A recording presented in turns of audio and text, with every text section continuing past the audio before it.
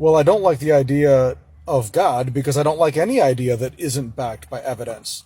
And add to that the inarguable fact that the God of the Bible is grossly immoral. As far as a moral standard goes, well, I'm going to sound like a broken record now because I've already done several videos on this, but the best standard for morality is the standard of human well-being and animal well-being too. Anything that promotes the well-being of humanity is moral. Anything that harms the well-being of humanity is immoral. We can determine the things that are objectively good for human well-being and the things that are objectively bad for human well-being. And science helps us with this, but therefore we can know what is objectively moral and the things that are objectively immoral. Yes, I am absolutely judging an ancient book based on today's more modern, more advanced moral standards. Religious people say all the time, you can't judge the Bible based on today's moral standards because things were different back then. Excuse me, when these books were written, they didn't know that rape was wrong. They didn't know that slavery was wrong. They didn't know that slaughtering babies and genocide was wrong. They didn't know that subjugating women is wrong. Nor did people back then know how the world worked. They didn't know the shape of the world. They didn't know what stars were. They didn't know where the sun went at night. They didn't even know what the sun was or the moon was. Since you admit that this ancient book has outdated standards, then the correct response is to pitch the book, not venerate it. No, it's not a disagreement that you might have within your brain that I would consider to be an example of hatred. Where you show your hatred is in comments like this, your previous comment, where you said the sexually immoral have their place in the lake of fire, and you even have the Bible verse to prove your claim. This is the spirit of the fundamentalist church today. This is the spirit of the evangelical church today. Hatred, phobia. There's no fruit of the Spirit. There's no love the sinner and hate the sin. I can almost see you wringing your hands with delight as you quote this Bible verse about people who disagree with you being tortured for all of eternity. The church teaches that Jesus is God in human form, that Jesus is 100% God and 100% man, which makes no sense in and of itself. But what gets really nonsensical is that you have Jesus, the God-man, begging God the Father, begging and pleading in the Garden of Gethsemane, and yet the church wants to still insist that it is monotheistic. You can't have your cake and eat it too. The church teaches that the Spirit is 100% God, the Son is 100% God, and the Father is 100% God. But yet there's only one God. That doesn't make sense. The Trinity is not monotheism. If the church taught that there were three gods, that would make sense. But instead, Christianity pretends to be monotheistic. No, sir, this is not a list of quote-unquote prominent scientists. I mean, yeah, I'm seeing a lot of PhDs on this list. Obviously, there's some smart people here, sure. But a lot of the people on this list are computer scientists. There's mathematicians on here. I think there's some engineers on here. You do a control F for biology, you get I think 146 people out of this 1,000 have biology in their titles. But this list proves my point. Evolution has 97% of an acceptance rate amongst scientists, the scientific community. There are dissenters. There are some people who go, no, it's not true. But those people are not held in high repute in the scientific community. And rarely are you going to find prominent, if ever, will you find a prominent actual biologist who dissents from evolution. Well, yes, I think you are correct about the biased thing because you would be a believer in a different religion if you were born elsewhere in the world. If you were born in China, you'd be a Taoist. If you were born in India, you'd be a Hindu.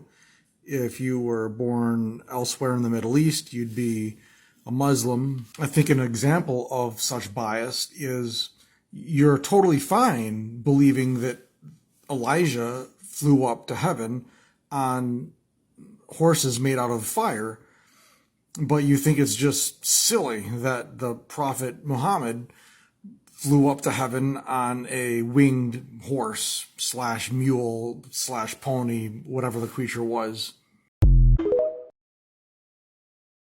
Well, biblical slavery was not civil in any way. Leviticus 25, verses 44 through 46, tells the Israelites that they can purchase their slaves from the nations around them. They bought their slaves from foreign nations because slavery was cruel, and this way they weren't treating their own people, fellow Hebrews, cruelly. They were treating foreign nations cruelly. They made their slaves their property for life, according to that passage in Leviticus 25. And we know that they could beat their slaves with rods, according to Exodus 21, verses 20 through 21.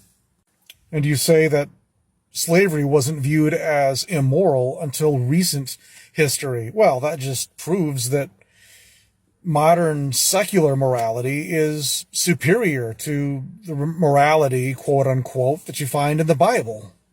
The Bible condones immorality.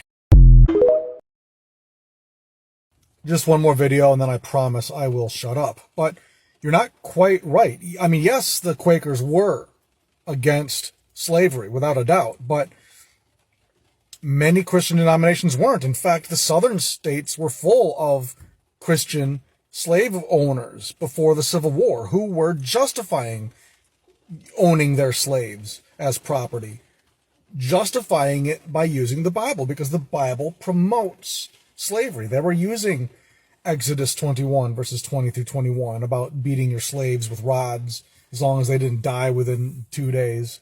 They were using Leviticus 25, verses 44 through 46, about how to buy your slaves among the foreign nations, and these slaves could be your property for life. So many Christians were using the Bible as justification for slavery. The Quakers, whether they knew it or not, were going against the Bible. You are so right, dude. Only absurd people believe in evolution. Not smart people, though. Smart people believe birds and fish were created in one day, and animals and humans were created on another day. And smart people believe in talking donkeys and snakes, and a man being in a whale's tummy for 3 days. And smart people believe in a gay city where all the gay people wanted to rape angels. And smart people believe in a man who put every kind of animal in the world onto his boat so that the whole world could be flooded. And smart people believe in a guy making the sun stand still for 24 hours. And some dude riding up to heaven on horses made out of fire. And smart people believe in a guy with magical long hair that gave him super strength. Not evolution. Okay, it's awfully bold of me to deem the creator of all things to be immoral. Well, it's awfully bold of you to judge Allah, the Islamic God, but I bet you go ahead and do it anyway, don't you? It's awfully bold of you to judge the Mormon God and the Jehovah's Witness God and all of the Hindu gods, but I bet you go ahead and do that anyway, don't you? It's not bold to judge make-believe deities, is it? There's nothing scary about judging deities. That's why you do it too. And as far as me having limited understanding, I've read the Bible several times.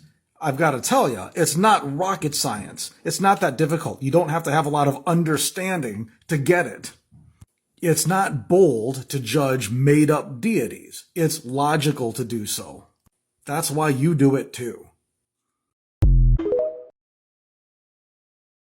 Actually, what you are describing here is a heresy known as modalism. Modalism teaches that there are three different forms of God, or modes of God. Sometimes God is the Father. He's up in heaven listening to prayers. Other times, God is in the form or mode of the Son, and he's being nailed on the cross. And yet at other times, God takes the mode of the Holy Spirit, and he's indwelling believers.